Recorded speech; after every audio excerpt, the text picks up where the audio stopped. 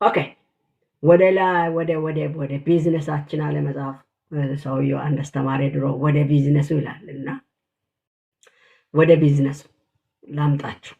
ይኸውላችሁ እግዚአብሔርን ማወቅ የህይወት ትልቁ ዓላማ ነው። ብዙ ጊዜ ቻል የምንለው ሰው ለሆነ ነገር እንኳን ዓላማ አድርጎ ለማወቅ ብዙ ይጥራል አይደል? ዋናው ምድር ላይ እግዚአብሔርን ማወቅ የህይወት ነው አልኳችሁ። ትልቁ ዓላማ ሊሆን የሚገባ እሱ ትልቁ ዓላማ የህይወት ትልቁ ዓላማ ሊሆን የሚገባ እግዚአብሔርን ማወቅ ሊሆን ይገባል። እግዚአብሔርን መኖሩን ማመን ብቻ ሳይሆን ከእርሱ ጋር የግል ግንኙነት መፈጠርም አለበት ሰው። እቺ አሚን ያስብላል። እግዚአብሔር መኖሩን ማመን ብቻ አይደለም፣ ከእርሱ ጋር ምን መፍጠር ግንኙነት መፍጠር አለበት። አምኛለሁ ብቻ አይደለም ወዳጄ፣ ግንኙነትን ፍጠር። እንኳን ከኔ ጋር ትገናኙ አይደለም ከእግዚአብሔር ጋር ምን ያህል ግንኙነት ፈጥረናል? በህይወታችን ግንኙነት አለ ነው። እግዚአብሔርን ማወቅ ምን ማለት እንደሆነ በሚገባ መጽሐፍ ቅዱሳችን በደንብ አስቀምጦልናል። እግዚአብሔርን ማወቅ የሚጀምረው በመገለጥ ነው። ዝም ብሎ እግዚአብሔር አይታወቅም። ጌታ አይኖቻችንን ይክፈት። እግዚአብሔር ማወቅ እኮ መገለጥ ነው። ትልቅ መገለጥ ነው። ትልቅ መታደል ነው። ትልቅ እውቀት ነው። እግዚአብሔርን ማወቅ የምንችለው ራሱን ስለሚገልጥልን ነው። በሌላ በኩል እሱ ራሱን ካልገለጠ በቀር ሰው እግዚአብሔርን ሊያውቅ አይችልም ብላችሁ ጻፉ። በራስ ጥረት የሚገለጥ አይደለም፣ ራሱን እሱ ይገልጣል። እንኳን ተገለጠልን ያበረልን። የዮሐንስ መልእክተኛው እንደተናገረው እኛ ማስተዋል ተሰጠን፣ አየነው፣ አወቅነው። ይሄንም እግዚአብሔር እድለኞች አድርጎናል። ስለዚህ እግዚአብሔርን ማወቅ የምንችለው ራሱ ሲገለጥልን። እግዚአብሔር ለራሳችሁ በሚገለጥ መንገድ ይገለጥላችሁ። እንደው እምቢ ካላችሁ ጣምዝዞም ቢሆን ያ ሰው አታውቁም እንዴ? የግብፅ ንጉስ ሙሴ ከአሮን ጋር ወጣው ሄደው ህዝቤን ያመልከኝ ዘንድ ልቀቅ ይለዋል። አለቀም ይላል። ምልክት ስንት ምልክት 10 ምልክት አይቶ የመጨረሻው ላይ እግዚአብሔር የመታው በኩሩን ሲመታ ነው ያወቀው። ለለቀቀው አቅም አጣ፣ ጉልበት አጣ። እግዚአብሔር በብዙ መንገድ እንዲገለጥ ትፈልጋላችሁ? አብሶ ኤቲክሶች ተጠንቀቁ። እኔ ጋር የምትመጡ ጉድ ፈተና ውስጥ ገብታችኋል። አትለቀቁም። እግዚአብሔር ራሱን በራሳችሁ ላይ ይገልጣል። ሌላ ገላጭም አይመጣም። የሚመጣው ግን እናንተ ባከማቻችሁትና በተመካችሁ በያዛችሁ የኔ ባላችሁ ነገር ላይ ይመጣል። ልብ በሉ። ህዝብ ዓለም ላይ ያለው የሰው ልጅ ሁሉ ጥምር ምስል አንድ ሰው አገኘ። እግዚአብሔር ነው የተባለው በውሃ ህዝብን አጠፋለሁ ብሎ ተናገረው። ደነገጠ። ሐሳቡን ተቀብሎ ታዘዘ። መርከብ ሲቀጠቅጥ ቆየ። እየቀለዱበት እያፌዙበት አልቀረለትም። አለቀ። ሲጨርስ እግዚአብሔር መጣ። ግባ አለው፣ አስገባ አለው። እንዳይዋጓ ወደ ወጥቶ ሌሎችን እንዳይጠፉ እንዳይረዳ ምን እንዳይል መስኮት ዘጋበት ከውጪ። እዛ መዓት ዝናብ አወረደ። ምድር ያለው በሙሉ በውሃ ጠፋ። ከዛ በኋላስ ቃል ኪዳን የገባው ዛሬ እንትና እንጠቀማለን ብሎ የሚሉት ቀስተ ደመናን ምልክት አደረገ። ከዚህ በኋላ በውሃ አላጠፋም። ከዚህ በኋላ ግን በምን አጠፋለሁ ነው ያለው። እስቲ በእሳት በሉ። ሙሉ ነገር በእሳት ነው የሚጠፋ። በክርስቶስ ያልሆነው የሰው ልጅ ደግሞ እሳት ውስጥ ይገባል። የሚኖረው ለዘላለም ነው። እየተለበለበ ይኖራታል። ያ ቀን ሳይመጣ እግዚአብሔርን በማወቅ ሐሳቡና ፈቃዱን በማድረግ መመላለስ የምንችልበትን አቅምና ጸጋ እግዚአብሔር ያብዛልን። እግዚአብሔር የምናውቅባቸው መንገዶች አንዱ ማወቂያ ራሱን የሚገልጠው በፍጥረት ነው። በፍጥረት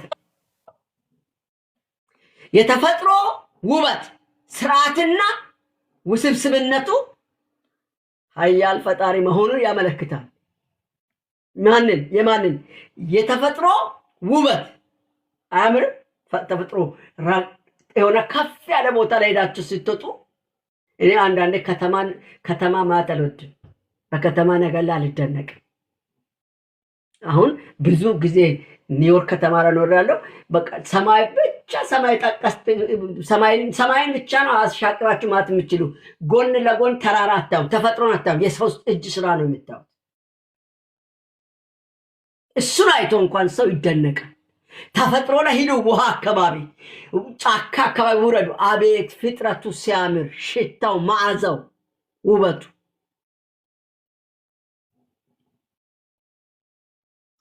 ደግሞ የተፈጠረው ነገር ሁሉ ስርዓት ይዞ ነው የሚኖረው። ጫካ ኖረ ተባለ ጫካ ይኖራል። እንደና አንበሳ ጀግኖቹ ቤት ሰብሮ ገብቶ በቤት መኖር አይችሉም። እነጅን ኑር በተባለ ስርዓት ይዞ ይኖራሉ። የሰው ልጅ ብቻ ነው እስከ ዛሬም ስርዓት አጥተናል። እንደውም መልሰን ራሱ የለም እሱ በሰራው ነገር ላይ ቆማል እንላለን። ምሕረት ይሁንልን ያገኛል። እና ይሄ ፈጣሪ የተባለው እሱ ኃያል አምላክ ነው። እሱ ኃይለኛ ነው፣ ብርቱ አምላክ ነው። እኔ ወዳጅ እኔ ማመልከው አምላክ ተራ አምላክ አይደለም። እኔ ኤልያስ ነው የሚደነቀው። ኤልያስ የበዓል ነቢያቶች ተሰበሰቡ። ከ400 በላይ ናቸው እኮ የመጡበት። አሉ ዘራፋሉ፣ ብቻውን ቀረ። ኦኬ በሉ በሬ አምጡ፣ ይሄን አይል ረዱ፣ ቦታ አስተካክሉ፣ መሰዊያ ስሩ አለቆች አለሱ። ከዛ በኋላ እናንተ ብዙ ስለሆናችሁ ቀርባችሁ እንግዲህ ጥሩ አለ አምላካችሁ። እኩል ቀን 6 ሰዓት ሙሉ ነው ማለት ነው ጠሩ። ኤልያስ ብቻውን በጥፊ ብሎ የሚወድቅ ሰውየው ማፌት ጀመረ። መንገድ ሄዶ ይሆናል ተኝቶ ሄዳል። አንቁ ራሳቸውን እየበጨሩ የቆዩ ሰዎች ናቸው እኮ በዓለምን እየጠሩ አምላክ ብሎ እነሱ በእጃቸው የሰሩትን አምላክ አሉ። ኤልያስ በእሳት የሚመልስ እርሱ አምላክ ነው ብሎ ነው ቃል የገባላቸው። ይሁን አለ። የእነሱ አምላክ ያው ተኝቶ ቀረ ወይም መንገድ ሄዶ ቀረ። አፌዘባቸው። ልክ መጨረሻ ላይ አሁን በሉ እንዳበላሻችሁ እንደበታተናችሁ አዋራ እንዳቦነናችሁ ጥርግርግራችሁ ንጹህ አድርጉ፣ አብጁአለ፣ አሳምሩ፣ ተዘጋጁአለ። ሁሉ ነገር ተስተካከለ። ጠራሁ። አንተ በእሳት ወረደ፣ እሳትን በምላሱ ላሰችው። ምላሱ ላሰችው። ከዛ ያለውን ታስታውሳላችሁ? ያን ሁሉ ሊያዩ የተሰበሰበውን ህዝብ እነኛን ነቢያት ብዙ ሰዎች ኤልያስ አረዳቸው። ኤልያስ አይደለም ያዟቸው፣ እረዷቸው ነው ያለው። ወንዳታ እንዴ የምናመልከው ተራ አምላክ አይደለም። በእውነት እልሃለሁ እኔ የማመልከው የሆነ የመንደር አምላክ አይደለም። የሰማይና የምድር ጌታ ነው። የፍጥረት ሁሉ አባት አምላክ ነው፣ ፈጣሪ ነው። ስለዚህ የፍጥረት ይነግረናል። በቃ አምላክ ማን ነው? ሂድና ጅቢ፣ ሂድና እንጨትን፣ ሂድና ሰማይን አቅንተይ፣ ማታ ላይ ወጥተህ ጨረቃን ከዋክብትን፣ ቀን ላይ ፀሐይን ሰማይን አቅንተይ፣ ማታ ላይ ወጥተህ ጨረቃ። እሱ አምላክን ያሳያል። አረ የራስን ማንነት ያው እጅን፣ እግርህን፣ አይንን ብዙ ሰው ቁጭ ብላችሁ ውስጥ እግሮቻችሁን፣ እጆቻችሁን፣ ጣቶቻችሁን ፈልፍል ውስጥ እዩ። አገጣጠሙ ያለ ግራሶ ይተጣጣፋል። መዶ እንዲህ ሹካ ሆኖ ቢቀር ምን አባት አረግ ነበር? ወላሂ እንዲህ ያዝክ ለመግዛት አይመች፣ ለመውሰድ ለማንሳት አይ መከራን ነው ይባላል። እጅ እንዴት ተዘረጋይ ተጣጥፎ እስከ አፍ ይደርሳል። እንጂ አስብ፣ ይሄ ረጅሙ ተጣጥፎ ማዶስቶ ያጎርሳችኋል። ተአምር ነው። እና አምላክን በእጃችሁ ታያላችሁ፣ አምላክን በአይናችሁ ታያላችሁ፣ አምላክን በአፋችሁ ታያላችሁ፣ በጥርሶቻችሁ ታደንቃላችሁ፣ በጆሮአችሁ ትደነቃላችሁ። አምላክ ነው እግዚአብሔር። እሱ ምንድነው? አምላክ ነው። ካልተገለጠልን በቀር ከባድ። ስለዚህ ሌላኛው ቃሉ ነው። መጽሐፍ ቅዱስ በደንብ አድርጎ እግዚአብሔር ማን እንደሆነ እንድናውቅ አድርጎናል። እግዚአብሔር የምናውቅባቸው መንገዶች አንዱ ፍጥረት ነው። ሁለተኛ ቃሉ ነው፣ መጽሐፍ ቅዱስ ነው። ቅዱሳት መጽሐፍት የእግዚአብሔርን ባህሪ ተስፋዎቹን እና የማዳንን እቅድ ጭምር ያወራል። የትኛው ባዮሎጂ የትኛው ሳይንስ ነው ስለ ተስፋ የሚያወራ? ቅድም ይዲዳ እንዳለችው ያ ነገር አስቀመጠ ተበላሸ፣ የሆነ ነገር ሲያደርግ የሆነ ነገር ሲገላይቶ መድኃኒት አደረገው ፈጠርኩላል። ከዛ በኋላ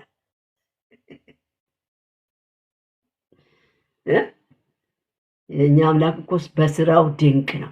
ሌላኛው እግዚአብሔር የተገለጠው ያየነው ያወቅነው ኢየሱስ ክርስቶስን ሊኮልን ነው። በሱ አይተነዋል፣ በሱ ነው ያየነው። ዮሐንስ ወንጌል ምዕራፍ 14:9 ላይ ሄዳችሁ ማትችላ ኢየሱስ የእግዚአብሔር ማን እንደሆነና ፍጹም ምስል እንደሆነ ይነግረናል። እኔን ያየ ማንን አይቷል? እኔን ያየ ሁሉ አብን አይቶታል። እግዚአብሔርን የምናየው በኢየሱስ ነው የምናየው፣ በኢየሱስ ነው የምናየው። ሌላው እግዚአብሔርን ማወቅ ግንኙነት እንጂ ሃይማኖት አይደለም። እግዚአብሔርን ማወቅ ግንኙነት ነው፣ ሃይማኖት አይደለም። ሃይማኖተኛ መሆን አይደለም፣ ጴንጤ መሆን አይደለም፣ ኦርቶዶክስ መሆን ወይም ክርስቲያን መሆን አይደለም፣ ካቶሊክ መሆን አይደለም፣ ጴንጤ መሆን አይደለም። እግዚአብሔርን ማወቅ ከሱ ጋር ምን መሆን? መገናኘት፣ መጣበቅ። ብዙ ሰዎች ስለ እግዚአብሔር ያውቃሉ፣ ነገር ግን በእውነት እርሱን በግል የሚያውቁ ጥቂቶች ናቸው። እዚህ ውስጥ በግል የሚታውቁ ጀንሱ ቢባል ጉባኤ ቢሆን ብዙ ሰው ሊያነሳ ይሞክራል። በግል የሚታወቅ አምላክ ነው። የግል ነው እኮ እግዚአብሔር። አንዳንዴ እኔ ብዙ ጊዜ እላለሁ አላጋራችሁም፣ እንኳን ለማንም ለልጆችም ለሚስትም አላጋራም። እግዚአብሔር በደንብ ስሙ። እግዚአብሔር የግል ያው የምናውቀው በግል ነው፣ በጋራ አይደለም፣ በህብረት አይደለም፣ በቡድን አይደለም። እግዚአብሔር በግል ነው የሚታወቀው። ያወቅከውን አምላክን እንደኔ ክችች ትላለህ፣ በቃ ድርቅ ኖ አለ። እንደ አውራ እንደ ይዲዳ ትደርቃላችሁ። አይሆን ሁለት መንገድ ምሳሌ አነሳች። የባቡር ሀዲድ በፈለጋችሁ ታምር ሁለቱ ለዘላለም አይገናኙ። የፈለጋ አንድ ላርገ ሊሄድ ብል ጉድፈል አንዱ ወደ አንዱ ሄዳለሁ ስል አንዱ ሌላ ጋር ይገባል። ከዛ በኋላ ገደል ነው የሚገባው።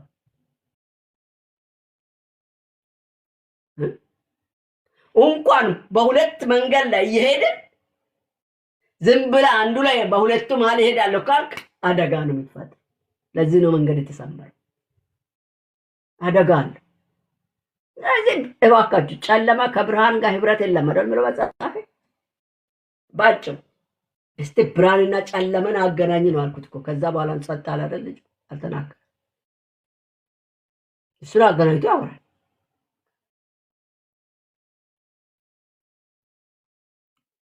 ስለዚህ እግዚአብሔርን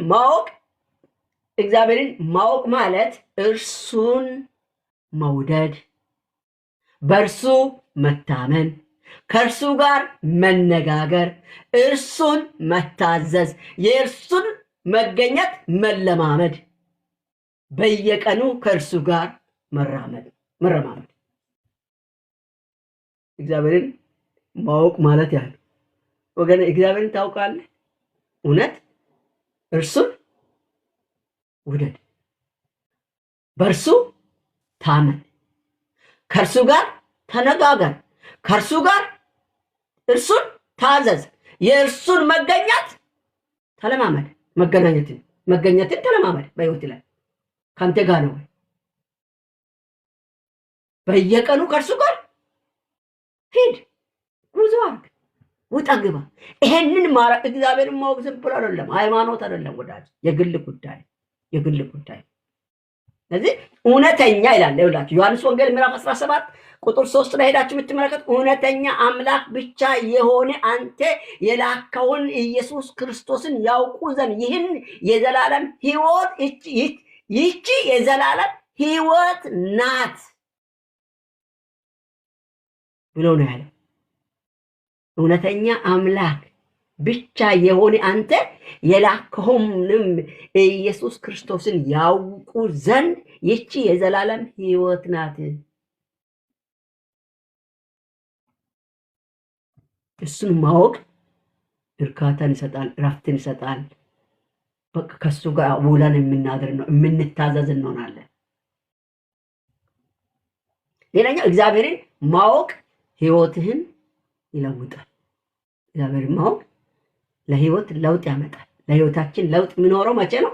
እግዚአብሔርን ስናውቅ ነው። እግዚአብሔርን በትክክል ስናውቅ ልባችን ሰላምን የተሞላ ይሆናል፣ የተረጋጋ ይሆናል። ፍርሃት የለ፣ ድንጋጤ የለም፣ ሁካታ የለም፣ ረብሻ የለም። ምክንያቱም እንደምትወድድና ይቅር እንደምትባል ስለምታውቅ አንተም ትወዳለህ፣ እሱም ምሕረት አድርጎ ይቅርታ አድርጎ ይቅርታይን ተቀብሎ የሚኖር ይሆናል። ሰላም ይሰማል። አእምሮ ጥበብን ያገኛል። ጥበብ አው ብዙዎቹ ሳይንስ ማወቅ ጥበብ ይመስላቸዋል። የጥበብ መጀመሪያ ማንን ማወቅ? እግዚአብሔርን መፍራት ነው። ለምን? እግዚአብሔርን ማወቅ ነው። እግዚአብሔርን በማወቅ ይሙላል። ምክንያቱም እግዚአብሔር ውሳኔህን ምን ያደርጋል? ይመራሃል። እሱን በማወቅ ስትመላለስ አእምሮ እሱን በማወቅ ስትኖር እግዚአብሔር መሪ ይሆናል፣ ይመራሃል። ምን እንደምጠራ ባህሪያችን የኛ ባህሪ ያድጋል። ባህሪያችን እያደገ የሱን ሐሳብ፣ የሱን ነገር፣ የሱን ምንነት የምንገልጥ ያደርገናል። ወደዛ ነው። ምክንያቱም መንፈሱ ከውስጥ ይለውጣልና የእግዚአብሔር መንፈስ በውስጥ ይኖራል። የኛን ማንነት ይለውጣል፣ ባህሪያችንን ይለውጣል፣ ምንነታችንን ይቀይራል። የተቀየረ ነው ለሱ ሐሳብና ፈቃድ በመገዛት እንድንኖር ጎትቶ ነው ሲሆን ያኖረናል። ዓላማህ ግልጽ ይሆናል። በቃ ዓላማ ይሄ ነው አለ ጌታ ይባርክሽ። በቃ እኛ ዓላማ የለንም ከዚህ በኋላ ሌላ ነገር ከኛ ለቅማችሁ ምናምን አሁን ምንም እናወራ ነገር የለም። ሳይንስ እናወራ ዓላማችን አይደለም። በቃ የለም ካካ ነው። ምክንያቱም እግዚአብሔር እነዚህን ለምን እንደሆንክ ይገልጽልያልና ምን እንደሆንክ ዓላማ ግልጽ ይሆንላል። ምን እንደምትሰራ ታውቃለህ፣ ያሳውቃል። ምን እንደምታደርግ ይነግርሃል። ምን እንደምትሆን ይነግርሃል። በነገረ ብትሄድ ትሆናለህ። ስነግርህ ውጣ ስል ትወጣለህ፣ ግባ ስል ትገባለህ፣ ቁም ስል ትቆማለህ፣ ተቀመጥ ስል ትቀመጣለህ፣ ጸልይ ስል ትጸልያለህ፣ ዘምር ስል ትዘምራለህ። ዓላማህ ቀጥ ያለ ይሆናል። መሪ እርሱ ይሆንልሃል። ሌላ እግዚአብሔርን በማወቅ እንዴት ታድጋለህ የሚለውን ሐሳብ ብቻ ልንገራችሁ። እግዚአብሔርን በማወቅ የምናድገው በቃሉ። ለምን? በቃሉ እግዚአብሔርን የምታውቁት ይኸው ሰውን ሳያነብበው እግዚአብሔር ያውቃለሁ ማንበብ ሁሌ አንብብ የምንለው ወደን እንዳይመስላል። አንብብ ወዳጅ። ይህን መጽሐፍ ሃርድ ኮፒ መጽሐፍን የምታጣ ጊዜ ይመጣል እኮ። የሆነ መንገድ ትሄዳለህ፣ ባዶ እጅን ትወጣለህ። አንብብ፣ እዚህ ውስጥ ሙላ። አንብብ፣ አንተም ለሌላም ትተርፋለህ።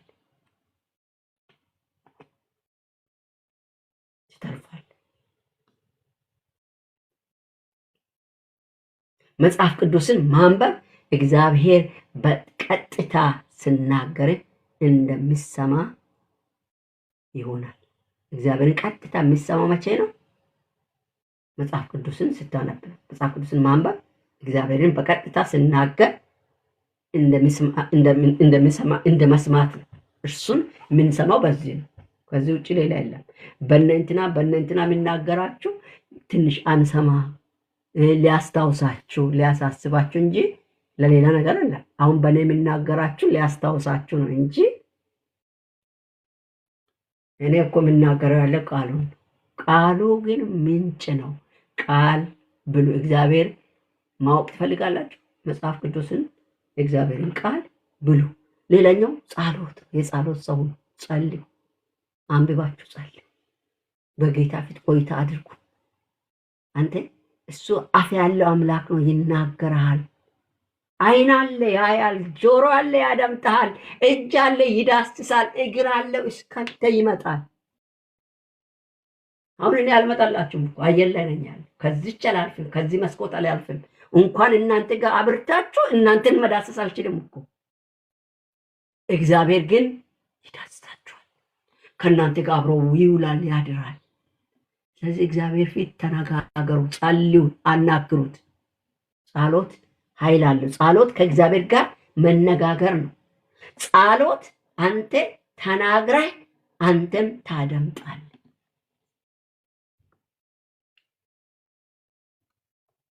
ሌላኛው እግዚአብሔርን እንዴት በማወቅ እንዴት እናድጋለን?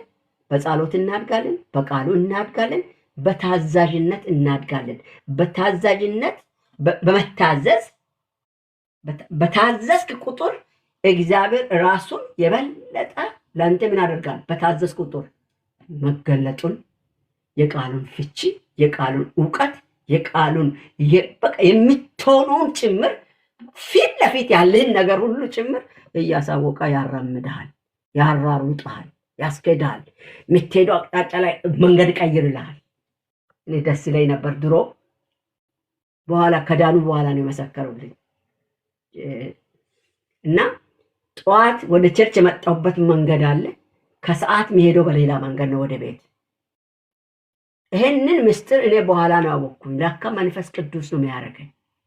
ባልሳው በደንብ አይገባኝም፣ ግን በቃ ልቤ ውስጤ በሞላ አቅጣጫ ነው የሚሄደው። እና በኋላ ጌታን ከተቀበሉ በኋላ አካባቢውን ስለቅ መሸኛ ሲሸኙኝ እንዲህ አሉ፣ ፕሮግራም ላይ ተነስቶ ሲመሰክሩ፣ ያኔ እኮ በዚህ ስንጠብቅ በዚህ ትሄድብናል፣ በዛ መታ አይተናል ብለን በዚህ ስንጠብቅ በዚህ ትሄድብናል፣ ስንት ጊዜ ሞክረናል አሉ።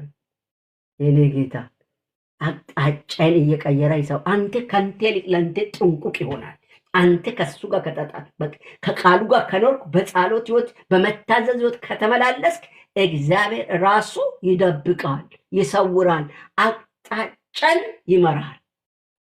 ምን እንድትሆን ምን እንድታደርግ ይነግራል፣ ይመራል፣ ምሪት ይሰጣል። ሌላኛው አምልኮ ነው የሚያሳድገን። በእግዚአብሔር ፊት የምናድገው በአምልኮ ነው የምናድገው። ልናመልከው ይገባል። አምልኮ ልብን ለእግዚአብሔር መገኛት ይከፍታል። የእግዚአብሔርን መገኛት እንዲገኝ ልብን ይከፍታል። አምልኮ ልብን ለእግዚአብሔር መገኛት ይከፍታል። አንተ ስታመልክ የእግዚአብሔር መገኛ በር ይከፈታል፣ ልብ ይከፈታል። እግዚአብሔር ወደ አንተ እስከ ምንነት ይመጣል፣ አጥንት እስክረሰርስ። ሃሌሉያ። አምልኮ አንዳንድ ጊዜ በደንብ አምልካችሁ ታውቃላችሁ። በቃ ፋይ ስጨርሱ ደስ ብሏችሁ እንዴት እንደሚቀላችሁ ታጥባችሁ እንደሚትወጡ ከሻወር ይመስላል አምልከን ስንነሳ። ምክንያቱም ለእግዚአብሔር በእኛ መካከል እንዲገኝ ያደርጋል። እናድጋለን። ሌላ በህብረት ነው፣ በፌሎሺፕ የሚባለው የምናድገው በህብረት ነው። እንዲህ አንዳችን ከአንዳችን ህብረት በማድረግ በአንድነት ውስጥ እድገታል። ህብረትን አትጠሉ፣ ከቸርች አትቅሩ፣ ከህብረት ውስጥ አትጉደሉ የምንለው ለዛ ነው። ህብረት ውስጥ እናድጋለን። እግዚአብሔር መታወቅ ይፈልጋል። አሁን ለዘላለም መታወቅ ይፈልጋል። እግዚአብሔር መታወቅ የሚፈልግበትን ብቻ ልንገራችሁና ልጨርስ። እሱ ከንተ አይሰወርም። እግዚአብሔር መታወቅ የሚፈልገው እንዴት ነው? ሁሌ ከንተ ፊት አይለይም። ስትወጣ ይታያል፣ ስትገባ ይታያል። እየበለ ታየዋለ፣ ስትጠጣ ታየዋለ፣ ስትተኛ ታየዋለ፣ ስትቀመጥ ታየዋለ፣ ስትሰራ ታየዋለ፣ ስታመልክ ታየዋለ። የምታደርገው ሁኔታ ውስጥ ሁሉ እሱ ይገኛል። እሱ ከንተ አይሰወርም። መቼ? እግዚአብሔር መታወቅ የሚፈልገው በዛ ህይወት ስትኖር እንዲህ ባለው መልክ ይገለጣል። ወደ እርሱ እንድትመጣ ይጋብዛል። በቃ ያጓጓል፣ ይርብሃል፣ ራብ ይለቅብሃል። አምልኮ ራብ ይለቅብሃል። ወደ እሱ ፊት ፍለጋ ራብ ይለቅብሃል። እግዚአብሔር ራቡን ይልቀቅባችሁ። እሱን የምትናፍቁበትን፣ እሱን የምትሉበትን፣ እሱን መጠጋት የምትሹበትን ረሃብ ይልቀቅባችሁ። ወደ እግዚአብሔር ቅረቡ እርሱም ወደ እናንተ ምን ይላል ይቀርባል አይደል መጽሐፍ እግዚአብሔር እንድታውቁ ይፈልጋል ምናውቀው የሚያስፈልገው ምንድነው እግዚአብሔር እንድታውቁት ይፈልጋል የሚያውቀው ፍቅሩን እንድታውቁ የሚፈልገው ፍቅሩን ጸጋውን ድምጹን ዓላማውን እንድናውቅ ይፈልጋል ከእርሱ ጋር ለግንኙነት ፈጥሮናል እንድንገናኝ ፈጥረን የሰው ልጅ በጣም ለየት የሚያደርገው እግዚአብሔር ከሱ ጋር እንድንሆን ሁሉ ለዚህ ነው ኢየሱስን እንብ ብለን ስንል መልሶ ሊያገኘን ኢየሱስን ያመጣው በኢየሱስ እናንተ እሱን አገኘን ካገኘነው ላይቀር ከእርሱ ጋር በመጣበቅ ዘመናችን ይላቅ ስለዚህ እግዚአብሔርን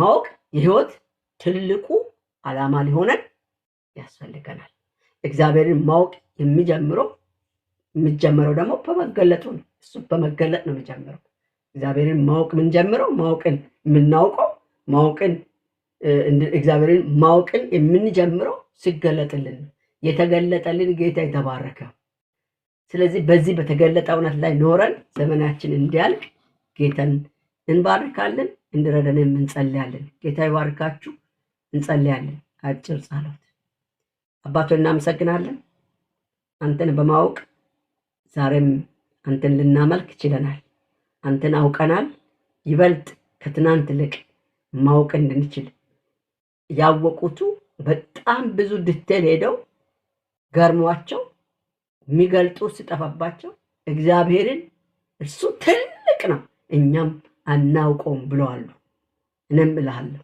እግዚአብሔር አንተ ትልቅ ነህ እኔም አላውቅም ያወቅኩት ልክ ራሱ ይገርማል ጥቂቱን አውቄያለሁ ብዙ ማናውቅ ልክ አለ በብዙ መርምረን አንደርስም አንተ ትልቅ ነህ ያ በሰማይና በምድር በሁሉ ነገር ላይ ታልቀ ያለ አንተ ዛሬ ለኔ አባት ነህ ለይቶች አባት ለወንድሞች አባት ሆናል እናመሰግናለን አባትነቴ ሁሌ ያስደንቀን ዘንድ ያስገርመንና ሁሌ እንድናመልክ በፊት እንድንመላለስ እንደሚገባ በመታዘዝ እንድንገኝልን ጸጋህን ጨምርልን እንወዳለን የተገለጠው መገለጥ ልዩ ነው ስለገለጥክልን እናመሰግናለን ስላበዛልን ምሕረት ስላበዛልን ቸርነት ስላበዛልን በጎነት እግዚአብሔር ስለሰጠን ማስተዋል በኢየሱስ ክርስቶስም አንተው ተባረክ እንወዳለን ስለ ዛሬ ቀን እናመሰግናለን በኢየሱስ ጌታ ስም አሜን ተባረኩ ጨርሻለሁ በዚህ ላይ